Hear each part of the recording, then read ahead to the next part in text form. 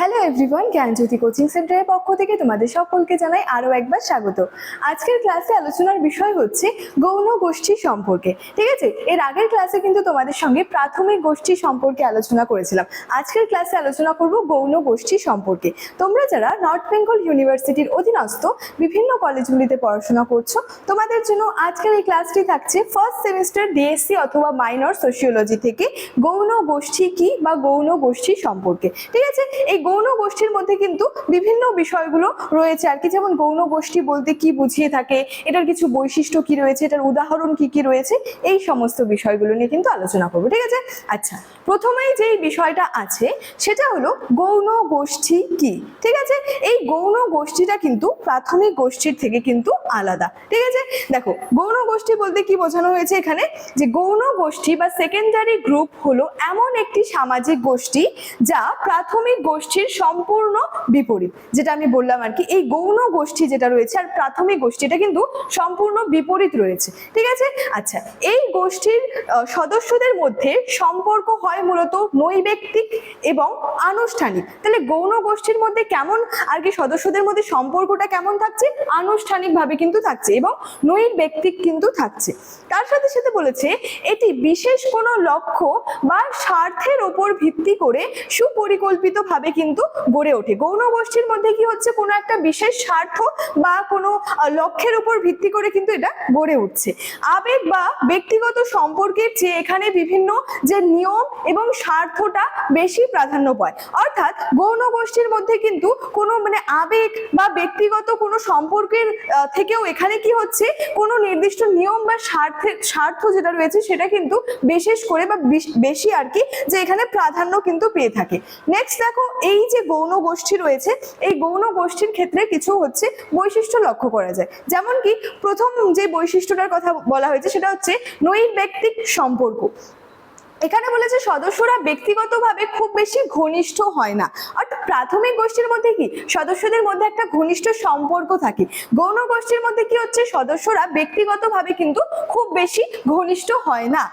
তাদের সম্পর্ক মূলত কাজ, প্রাতিষ্ঠানিক নিয়ম বা স্বার্থ কেন্দ্রিক হয়ে ওঠে বা হয়ে থাকে। তাহলে প্রাথমিক গোষ্ঠীর মধ্যে যেমন কি থাকতো, সদস্যদের মধ্যে একটা ঘনিষ্ঠ সম্পর্ক থাকতো, কিন্তু গৌণ গোষ্ঠীর ক্ষেত্রে কিন্তু সেটা লক্ষ্য করা যায় না বা তেমন একটা ঘনিষ্ঠ সম্পর্ক থাকে না। মূলত কেমন থাকে আর কি, তাদের সম্পর্ক কেমন থাকে, মূলত কোনো কাজ বা কোনো নিয়ম বা কোনো একটা স্বার্থ কেন্দ্রিক কিন্তু থাকে। তারপর রয়েছে বৃহৎ আকার, নেক্সট বৈশিষ্ট্য।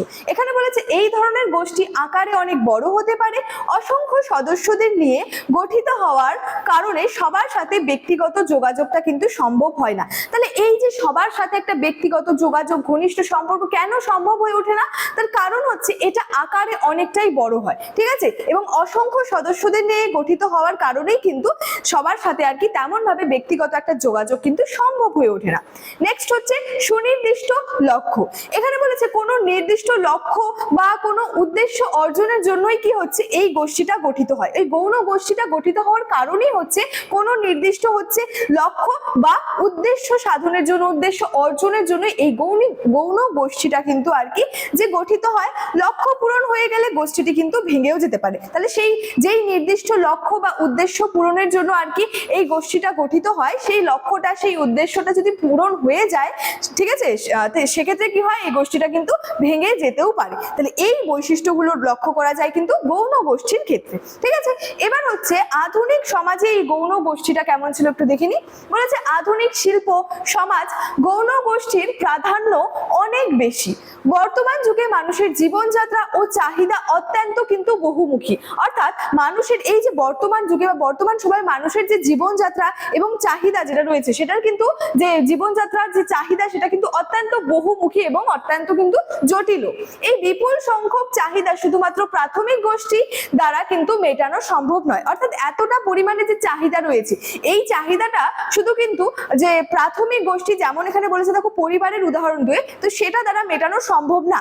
তাই বলেছে মানুষ বিভিন্ন গৌণ গোষ্ঠীর মধ্যে কি রয়েছে, যেমন ব্যাংক, হাসপাতাল, কর্পোরেট সংস্থা এর উপর কিন্তু ব্যাপকভাবে নির্ভরশীল হয়ে ওঠে। তাহলে কি হচ্ছে, এত যে বিপুল সংখ্যক চাহিদা চাহিদা, সেই চাহিদাটা মেটানোর জন্য প্রাথমিক গোষ্ঠী দ্বারা সেই চাহিদাটা অর্থাৎ পরিবারের দ্বারা সেই চাহিদাটা মেটানো কিন্তু সম্ভব হয়ে ওঠে না, যার জন্য কি হয়, মানুষ বিভিন্ন গৌণ গোষ্ঠীর ওপর কিন্তু ব্যাপকভাবে নির্ভরশীল হয়ে ওঠে। ঠিক আছে, এবারে গৌণ গোষ্ঠীর কিছু হচ্ছে যে উদাহরণ, বাস্তব কিছু উদাহরণ রয়েছে, যেমন কর্পোরেট অফিস, এর সাথে সাথে বিশ্ববিদ্যালয়ের ক্লাস, তার সাথে সাথে রাজনৈতিক দল বা সমাবেশ, এই সমস্ত বিষয়গুলো যেটা রয়েছে সেটাই কিন্তু গৌণ গোষ্ঠীর একটা বাস্তব উদাহরণের মধ্যে কিন্তু পড়ছে।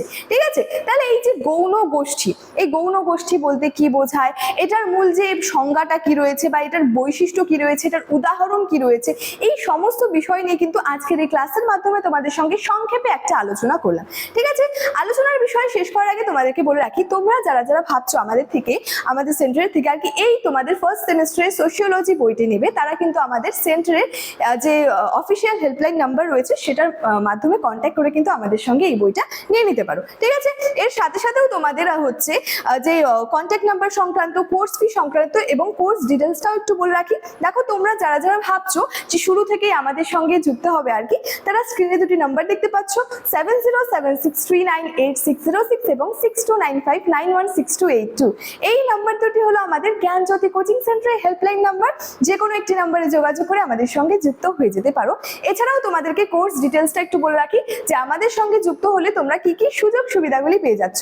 তোমরা পেয়ে যাচ্ছ প্রপার গাইডেন্স, তোমরা পেয়ে যাচ্ছ recorded classes, high quality notes এবং 100% কমন সাজেশন। ঠিক আছে, তোমাদের কোর্স ফি যেটা রয়েছে সেটা রয়েছে, মেজর ওয়েট কোর্স ফি রয়েছে 1299 এবং মাইনরের কোর্স ফি রয়েছে 699। ঠিক আছে, তো চলো, এই ছিল মূল আলোচনার বিষয় এবং ইনফরমেশনের বিষয়। দেখা হচ্ছে পরবর্তী ক্লাসে। Thank you so much, thanks for watching.